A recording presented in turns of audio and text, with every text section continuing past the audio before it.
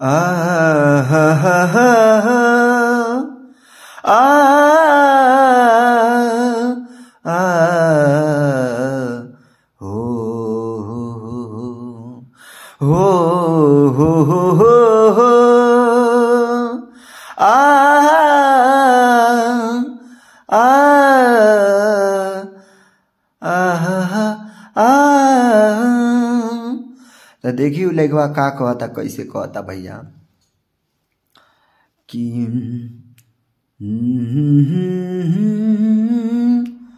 आ हो हो आ कि जाए लगलू ए जानू हो दुनो नैनन में तुलोर देके कि जाए लगलू ए जानू हो दुनो नैनन में तुलोर देके जियब कैसे ए जानू हो जियब कैसे ए जानू हो करे जवा के कठोर को के जाए लगलू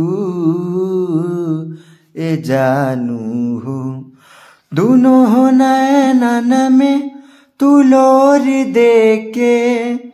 आगे कहता अरे के करी प्यार हमके तोहरा से ज्यादा जई तू तने बताई के। अरे के करी प्यार हमके तोहरा से ज्यादा जई तू तने बताई के।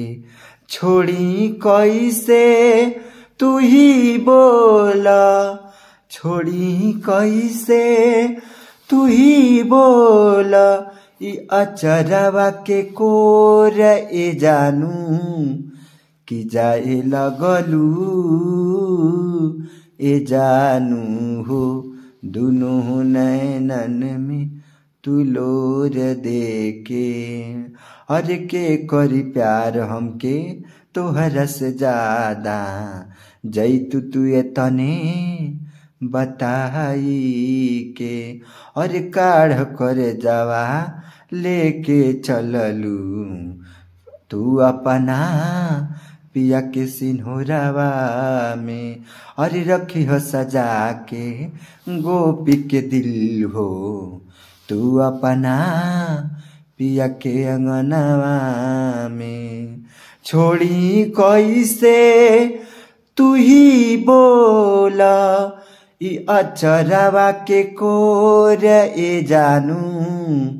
हाँ ई अचरवा के कोर ए जानू कि जाए लगलू ए जानू हो दोनों नैनन में तुलोर देके जियब कैसे ए जानू हो करे जवा के कठोर को के।